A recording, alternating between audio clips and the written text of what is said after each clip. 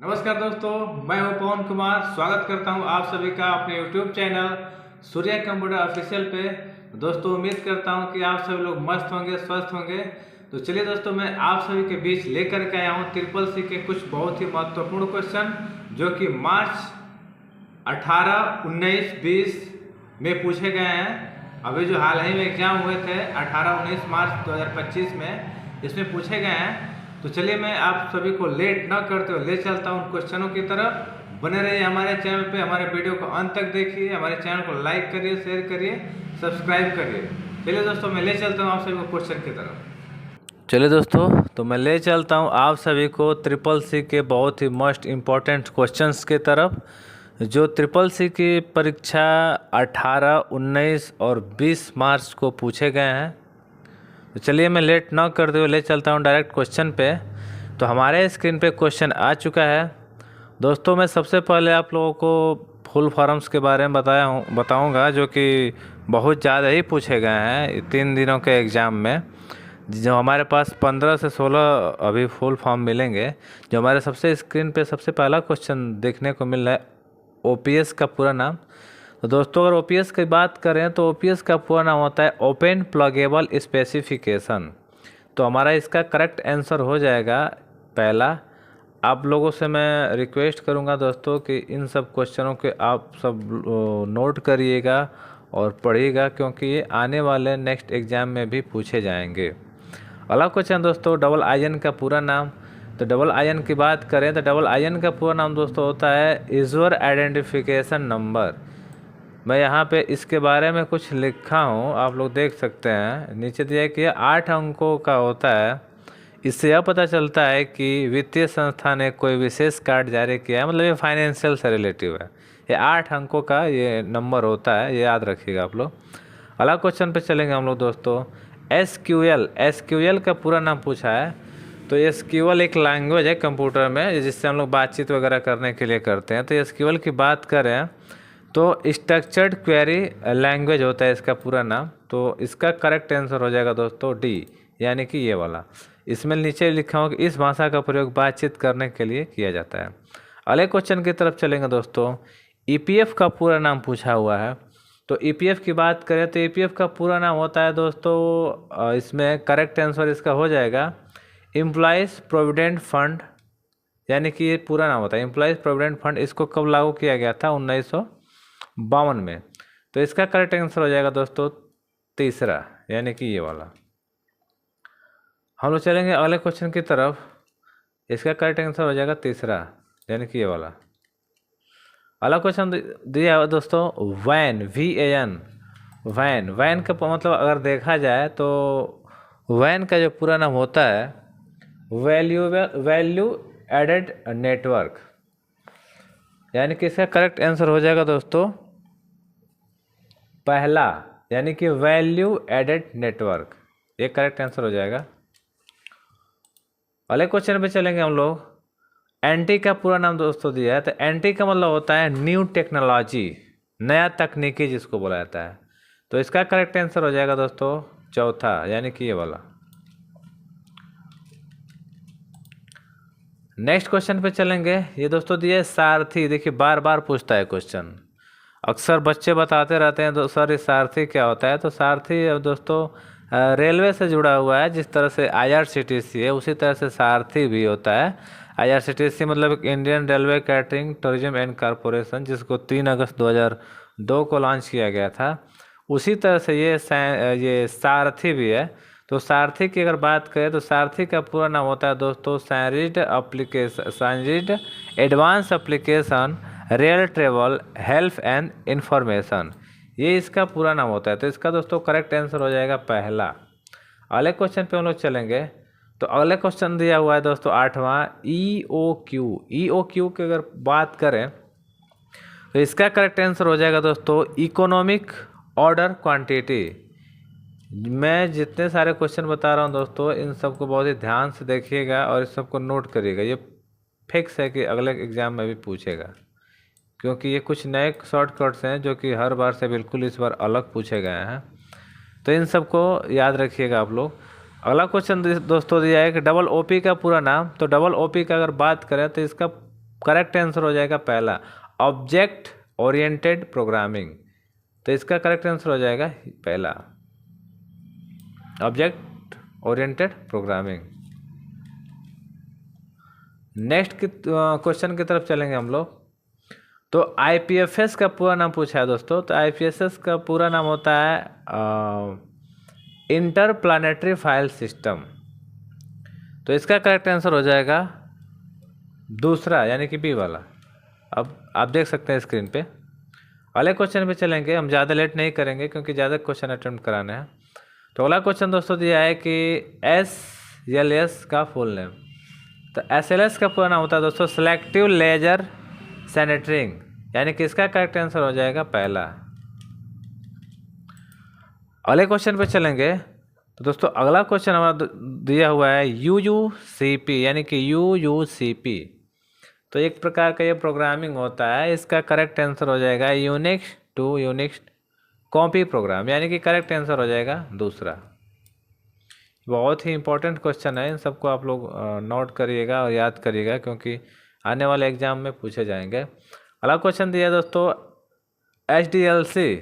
ADLC की बात करें तो इसका करेक्ट आंसर हो जाएगा high level data link control, यानी कि करेक्ट आंसर हो जाएगा दोस्तों चौथा। नेक्स्ट क्वेश्चन पे चलेंगे हम लोग। SEO का पूरा नाम पूछा है, तो ये तो कई बार पूछ चुका है, ये 3-4 बार पूछा हुआ है। तो SEO का मतलब होता है सर्च इंजन ऑप्टिमाइजेशन, जो कि हमारे तीसरे ऑप्शन में दिख रहा है। तीसरा ऑप्शन इसका करेक्ट हो जाएगा search engine optimisation. Next question की बात करें दोस्तों तो SFMS पूछा है, SFMS। तो इसका करेक्ट आंसर हो जाएगा स्ट्रक्चर्ड फाइनेंशियल मैसेजिंग सिस्टम। तो इसका करेक्ट आंसर हो जाएगा दोस्तों चौथा, यानी कि ये वाला। नेक्स्ट क्वेश्चन पे चलेंगे। तो नेक्स्ट क्वेश्चन दिया है 16वां CMS का पूरा नाम दोस्तों दिया है कंटेंट मैनेजमेंट सिस्टम। ये भी कंप्यूटर से जुड़ा हुआ है। तो इसका करेक्ट आंसर हो जाएगा कंटेंट मैनेजमेंट सिस्टम। तो दोस्तों उम्मीद करता हूँ कि आप सभी को ये जितने 16 क्वेश्चन मैंने फुल फॉर्म के बताए थे आप सभी को समझ में आए होंगे। मैं ज़्यादा लेट ना करते हुए अब नेक्स्ट क्वेश्चन की तरफ चलूँगा। तो दोस्तों अगर मैं बता दूँ कि 17वां क्वेश्चन दिया है कि इसमें ट्रू फॉल्स, क्या एम्प्टी फोल्डर का स्टोरेज बनता है? मतलब कि अगर कोई कंप्यूटर में कोई फोल्डर बना दिए उसमें कोई फाइल नहीं रखे हैं तो क्या वो स्टोरेज लेगा? बिल्कुल लेगा, ज़रूर। 1 बिट बाइट के भी जितना बड़ा फोल्डर रहेगा उसी हिसाब से उसका स्टोरेज भी बनेगा। तो इसका करेक्ट आंसर हो जाएगा दोस्तों पहला, यानी कि हाँ लेगा। तो मैं स्क्रीन पे अभी लगा दे रहा हूँ, पहला इसका करेक्ट आंसर हो जाएगा, यानी कि ए वाला।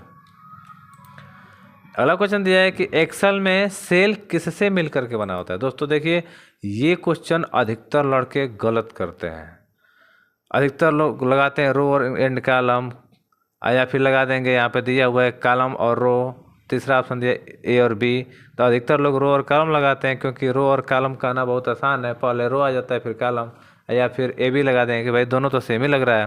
लेकिन ऐसा नहीं है, क्योंकि आप लोग देखिएगा कि एक्सेल का जो नेम बॉक्स होता है और किसी सेल में रहते हैं तो देखिएगा उसमें लिखा रहता है D7 में रहेंगे तो लिखा रहेगा D7, ऐसे ऐसे करके D7 लिखा रहता है।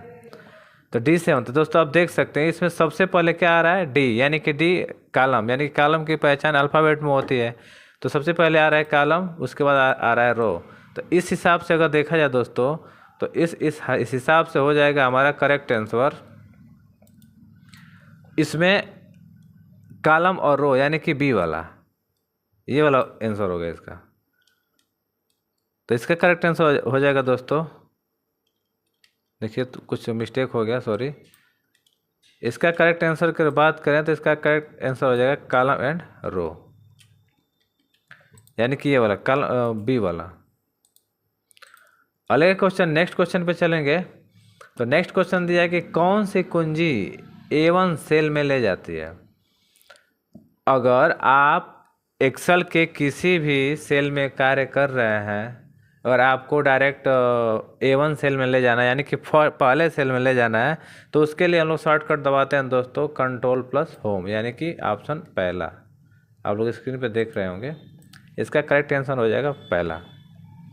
20वां क्वेश्चन दिया दोस्तों कि लिब्रे ऑफिस कैल्क के G7 में कार्य कर रहे हैं तो आप किस की का प्रयोग करके A7 में जाएंगे। मतलब ये पूछ रहा है कि अगर आप G7 मतलब सेल में कार्य कर रहे हैं, उसी वाले रो के शुरुआती कॉलम में जाना है, यानी कि A7 वाले माने कॉलम में जाना है, फर्स्ट कॉलम में जाना है। तो उसके लिए हम बता दें तो दोस्तों ये इसका करेक्ट आंसर हो जाएगा होम बटन दबाएंगे तो होम बटन से जैसे कि लाइन के शुरुआत में जाते हैं तो होम बटन पे क्लिक कर देते हैं, तो इससे क्या हो जाएगा कि रो के शुरुआत में जाएंगे, यानी कि जो फर्स्ट वाला जो कॉलम है तो फर्स्ट कॉलम ए होता है और उसी का शुरुआती रो यानी कि A7 में चले जाएंगे आराम से। होम बटन दबा देते हैं। तो अगला क्वेश्चन दिया दोस्तों 21वां कि लिब्रे ऑफिस कैल्क में इंसर्ट कार्ड के द्वारा किसी एक रो को चुना जा सकता है। तो रो की बात करें दोस्तों, तो अगर आपको पर्टिकुलर किसी एक रो ऐसे देखते होंगे आप लोग किस तरह से दिखता है, मतलब कि जो हॉरिजॉन्टल लाइन होती है जिसको हम समतल के नाम से जानते हैं, तो ये रो कहलाती है। तो रो को किसी एक रो में अगर चुनना है तो एक रो को चुनने के लिए दोस्तों हम लोग सेलेक्ट कीबोर्ड से शॉर्टकट लगाते हैं शिफ्ट के साथ स्पेस बार। तो इसका करेक्ट आंसर हो जाएगा दोस्तों 21, यानी 21 सॉरी सी होगा, 21 का सी हो जाएगा। तो ये एक रो को चुनता है। नेक्स्ट क्वेश्चन पे हम लोग चलेंगे। तो नेक्स्ट क्वेश्चन दोस्तों 22वां, जिसमें पूछा है कि लिब्रे ऑफिस कैल्क में इंसर्ट कार्ड के द्वारा मतलब किसी एक कॉलम को चुना जाता है। तो और कॉलम की बात करें तो अभी तो हम लोग इस ऊपर पढ़े थे रो को चुनने के लिए, तो रो का चुनने के लिए शिफ्ट प्लस स्पेस बार दबाए थे। लेकिन अगर एक कॉलम की बात करें तो एक कॉलम को चुनने के लिए दोस्तों हम लोग यूज करते हैं कंट्रोल के साथ स्पेस बार। ये हमेशा पूछता रहता है दोस्तों, ये बहुत ही इंपॉर्टेंट है ये दोनों क्वेश्चन, इन सबको याद रखिएगा, ये बार बार पूछता रहता है। 23वां क्वेश्चन दिया है दोस्तों कि लिब्रे ऑफिस कैल्क में मतलब पूरे सीट को यहाँ पे मतलब किस गलती लिख दिया गया है, यहाँ पे सीट होगा, मैं इसको लिख देता हूँ, पूरे सीट को चुना जा सकता है। तो एक्सेल में या लिब्रे ऑफिस कैल्क में ही अगर पूरे सीट को चुनने की बात करें दोस्तों तो कंट्रोल प्लस ए से भी चुना जाता है और control shift plus space bar से भी चुना जाता है। तो इसका करेक्ट आंसर हो जाएगा ए और बी दोनों, यानी कि सी वाला ऑप्शन सही हो जाएगा। और नेक्स्ट क्वेश्चन की तरफ चलेंगे दोस्तों। तो दिया है कि लिब्रे ऑफिस कैल्क में नंबर को करेंसी में बदलने के लिए, ये क्वेश्चन देखिए बहुत बार पूछ चुका है दोस्तों, अब बहुत ही इंपॉर्टेंट क्वेश्चन है। तो ये दिया है कि क्या मतलब नंबर को करेंसी में बदल सकते हैं और उसके लिए शॉर्टकट क्या होता है। तो नंबर को करेंसी में बदलने के लिए शॉर्टकट होता है दोस्तों, जिस भी सेल में आप हैं नंबर लिखे हैं उसको सेलेक्ट कर लीजिए, कीबोर्ड से कंट्रोल प्लस शिफ्ट प्लस 4 दबाइए, आपका वो जो नंबर होगा करेंसी में बदल जाएगा। तो इसका करेक्ट आंसर हो जाएगा दोस्तों बी। अगला क्वेश्चन दिया 25वां, किसी फाइल को कंप्यूटर के मेमोरी में सेव करने की वजह आप किसी वर्क स्पेस या नेटवर्क पर सेव कर सकते हैं, तो इसमें से कौन सा ऑप्शन सही होगा। तो इसके लिए दोस्तों अगर बात करें तो सेव और सेव है, ये तो हमारे कंप्यूटर के इंटरनल और एक्सटर्नल भाग में सेव होता है, यानी कि मेमोरी में सेव होता है। जो लिब्रे ऑफिस कैल्क है या लिब्रे ऑफिस राइटर उसमें सेव रिमोट का प्रयोग करके किसी अन्य जगह पर भी अपनी फाइल को सेव कर सकते हैं। अगला क्वेश्चन दिया दोस्तों 26वां कि लिब्रे ऑफिस कैल्क के लिए प्रयुक्त डिफ़ॉल्ट फॉन्ट साइज, यानी कि जब लिब्रे ऑफिस कैल्क जब चालू करते हैं तो जो फॉन्ट साइज़ का जो नंबर होता है वो फॉन्ट साइज़ का नंबर क्या होता है। तो वो फॉन्ट साइज़ का नंबर होता है दोस्तों नॉर्मल 10 पॉइंट रहता है, और ऐसा देखा जाए तो मिनिमम तो 6 पॉइंट रहता है और मैक्सिमम 96 होता है, लेकिन डिफ़ॉल्ट रूप से पूछा जाए तो डिफ़ॉल्ट रूप से 10 ही पॉइंट होता है। नेक्स्ट क्वेश्चन पे चलेंगे। कैल्क में हम नंबर को कैलेंडर में बदल सकते हैं, बिल्कुल बदल सकते हैं। किस शॉर्टकट से बदलेंगे, तो इसके शॉर्टकट होता है नंबर को कैलेंडर में बदलने का shortcut control plus shift plus F3। ये भी क्वेश्चन बार बार पूछता है, अधिकतर लड़के गलत कर देते हैं, अधिकतर ये चौथा लगा देंगे, मतलब कि 4 वाला ऑप्शन लगा देंगे, 2 वाला लगा देंगे, लेकिन इसका करेक्ट आंसर ये तीसरा होगा। 28वां क्वेश्चन पे चलेंगे दोस्तों। लिब्रे ऑफिस कैल्क में रो का प्रवाह होता है, रो का मतलब होता है दोस्तों पंक्ति, अब पंक्ति जो कि समतल होती है, मैं पहले भी बता चुका हूँ कि जो रो होता है यानी कि वो नंबर से देखा जाता है, रो की पहचान नंबर में होती है, और टोटल रो की जो संख्या होती है कैल्क हो या एक्सेल हो इसमें कितना होता है 10,48,576, ये हमारा रो होता है दोस्तों। ये रो किस में दिखता है, तो रो दोस्तों दिखता है नंबर में, यानी कि इसका करेक्ट आंसर हो जाएगा पहला, यानी कि 1 2 3। तो क्योंकि रो हमेशा नंबर में ही दिखता है। अगले क्वेश्चन की तरफ चलेंगे दोस्तों। तो लिब्रे ऑफिस कैल्क में कॉलम का प्रवाह होता है। ये तो अभी हम लोग रो पढ़ रहे थे, अभी हम लोग कॉलम पढ़ेंगे। तो कॉलम तो वर्टिकल होता है जो कि पूरे वर्कशीट में लंबवत दिखता है। तो कॉलम की अगर बात की जाए तो कॉलम की पहचान अल्फ़ाबेट में होती है, क्योंकि कॉलम हमेशा ABCD ऐसे करके रहता है। लास्ट कॉलम जो होता है हमारा कैल्क में AMJ होता है, AMJ भी होता है, और या फिर XFD भी बोल सकते हैं। लेकिन CCC अगर आया तो CCC में हम लोग AMJ को ही जानेंगे। तो ये हमारा कॉलम होता है दोस्तों। तो कॉलम की पहचान जो होती है वो अल्फ़ाबेट में होती है, जो कि ABCD, यानी कि करेक्ट आंसर B हो जाएगा। नेक्स्ट क्वेश्चन की तरफ चलेंगे। लिब्रे ऑफिस को विकसित किया गया, यानी कि लिब्रे ऑफिस को अगर बात की जाए कि किसने बनाया, किसके द्वारा लॉन्च किया, तो लिब्रे ऑफिस को लॉन्च किया गया था दोस्तों द डॉक्यूमेंट फाउंडेशन, एक ऑर्गेनाइजेशन है भारत का, ये मतलब इसी के द्वारा इसको लॉन्च किया गया है। द डॉक्यूमेंट फाउंडेशन के द्वारा इसको लॉन्च किया गया। ये भी क्वेश्चन बार बार पूछता है दोस्तों। तो आज के लिए यही 30 प्रश्न थे। मैं चाहूँगा कि दोस्तों इन सबको आप नोट करिएगा अपने नोटबुक्स में, और अगले CCC एग्ज़ाम के लिए प्रिपेयर रहिएगा। उम्मीद करता हूं दोस्तों कि ये मेरी वीडियो काफ़ी अच्छी लगी होगी। हमारे चैनल पे बने रहिए अंत तक, हमारे वीडियो को अंत तक देखिए, हमारे चैनल को सब्सक्राइब करिए, शेयर करिए, लाइक करिए। धन्यवाद।